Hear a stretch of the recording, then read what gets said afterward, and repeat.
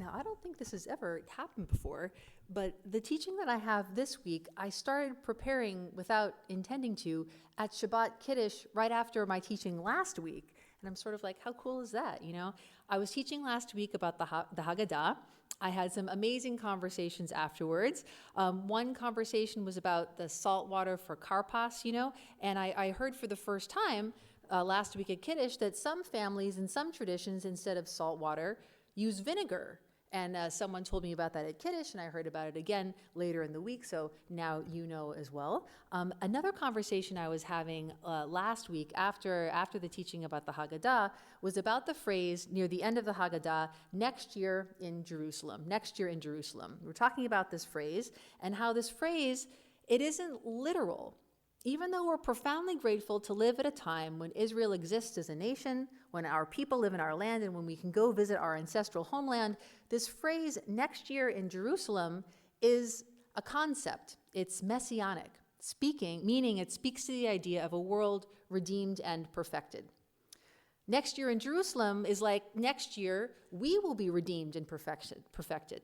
Like everything that is difficult and uncomfortable about our lives and about our reality will dissolve away. Pretty cool idea. So at our Shabbat Kiddush conversation, this idea is we were talking about this and we were saying it's like that part in the Haggadah where it talks about the parents reconciling with the children and the children reconciling with the parents. Like that's a real messianic concept of a family redeemed and perfected. Pretty cool, huh? So the question came up, where exactly is that phrase in the Haggadah?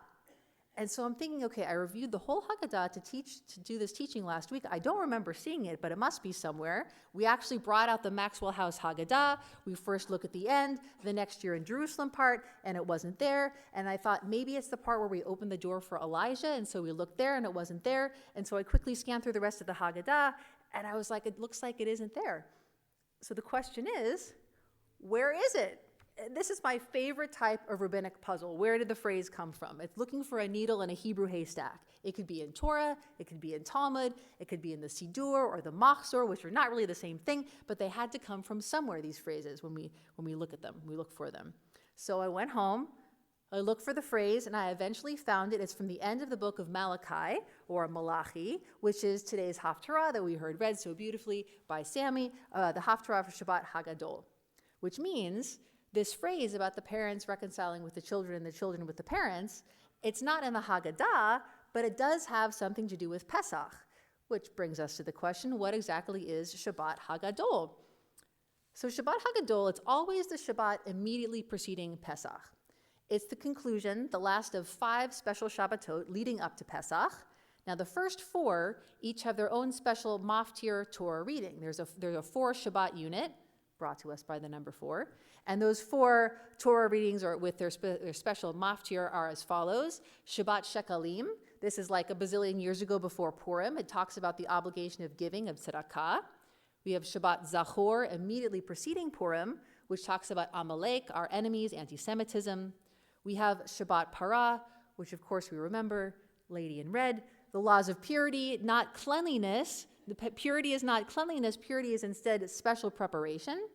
And then we have Shabbat HaChodesh, the last of the cycle of 4, which welcomes in the month of Nisan, the month that God freed us from slavery in Egypt.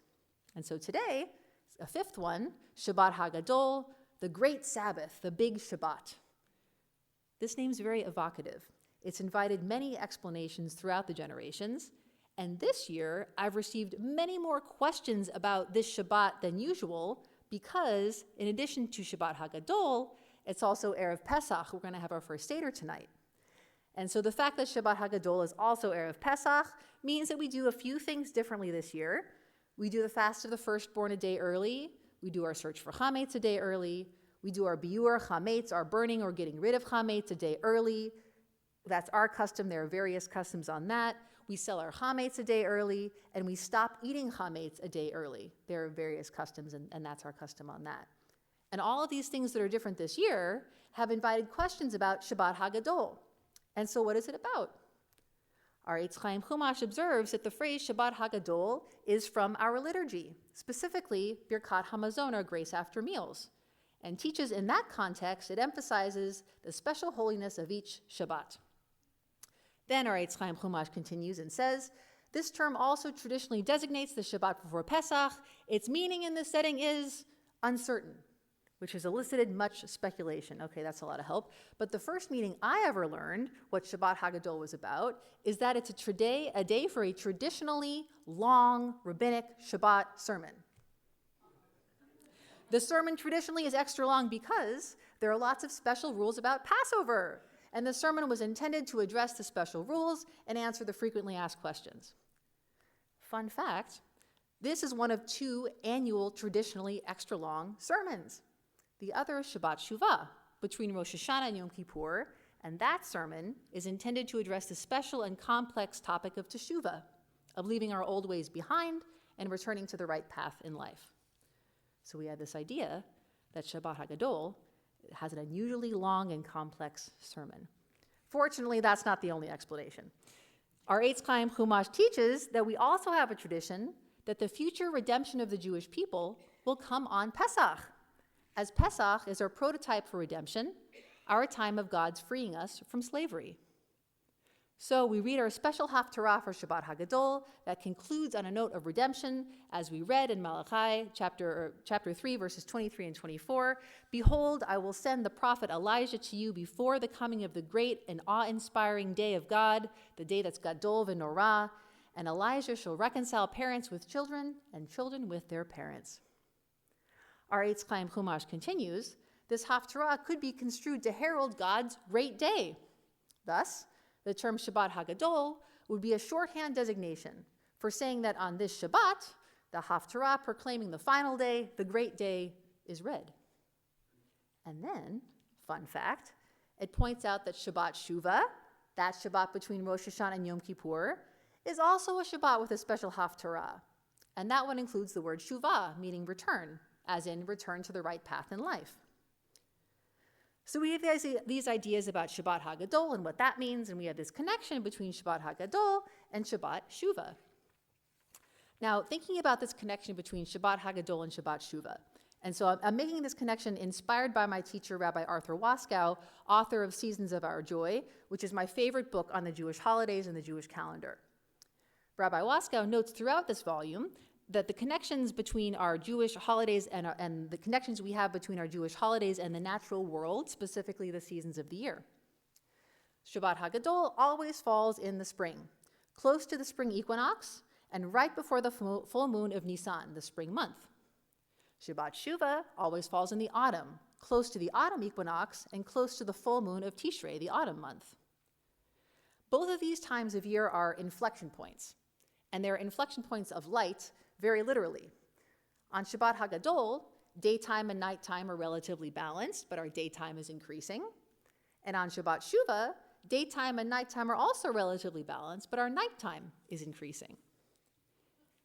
Now, what's interesting is in the fall, we respond to this decrease in daylight with a profound celebration, the holiday of Sukkot, the season of our rejoicing, Zman Simchatenu.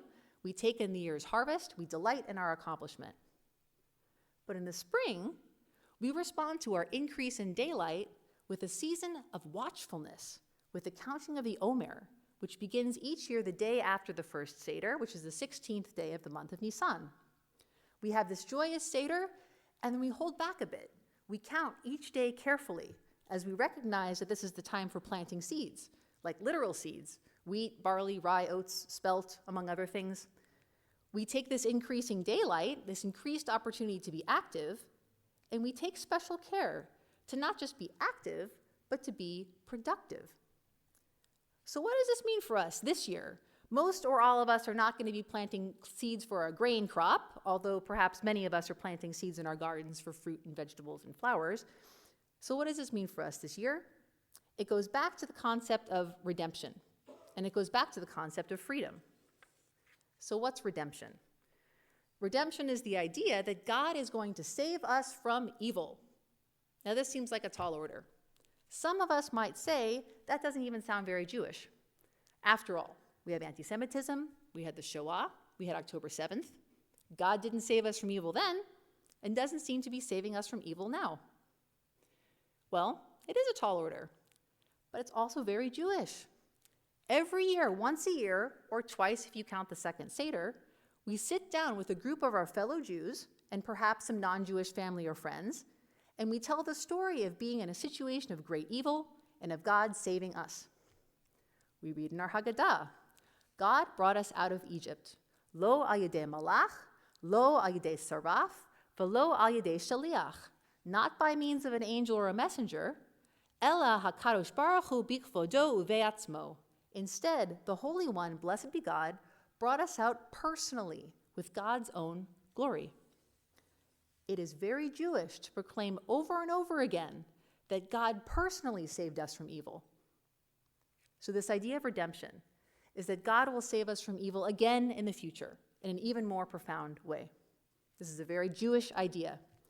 And we persist in this idea, we persist in this belief, even with the tragedies we have endured and continue to endure. We persist in our idea and in our proclamation of redemption. This is what we are getting at when we say next year in Jerusalem. We're talking about Jerusalem, the place. We're also talking about Jerusalem, the concept.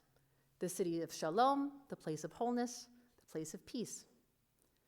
And this is what we're getting at when we open the door for Elijah.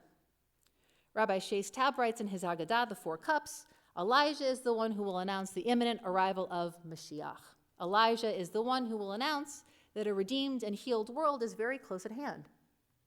Therefore, he teaches, opening the door for Elijah is an expression of our faith not just in the redemption of the Jewish people, but in the complete redemption of all humanity. We express our faith that all of us, our neighbors along with us, will be saved from evil by God personally. And this idea is so powerful, it motivates us to stay on track. It motivates us to stay on task. We celebrate the springtime season by not losing track of time. We count each day. We count the Omer, starting with 1 all the way up to 49. We believe not only that things can get better, but that the world can be perfected. And from that place, from that fullness of spirit, we can't help but do our part, our whole part, with our whole heart. And this is what this time of year means for us when it comes to the concept of redemption. And so now let's talk about freedom. Our freedom from slavery in Egypt has a purpose. As Cantor has taught our children so beautifully through song, I don't want to work for Pharaoh. I want to work for God. Our freedom does not lead us away from action. Instead, it leads us to act in a purposeful and worthy direction. Or, to paraphrase the free software activist Richard Stallman, we're talking about free as in speech, not free as in beer. Beer is, after all, chametz anyway. It's not the point of our freedom to have a carefree good time. It's the point of our freedom to recognize the responsibility freedom gives us, to understand that it is imperative to make the choice to do the right thing. So today, the Shabbat Hagadol, may we take inspiration from our idea that children and parents can reconcile, that whatever our quirks and challenges, our families and our hearts can become whole. May we see the growing opportunity in our lives and make the choice to dedicate ourselves to moving in the right direction. And tonight, with our families and friends, may we have a Zis and Pesach, a joyous and happy Passover. Shabbat Shalom.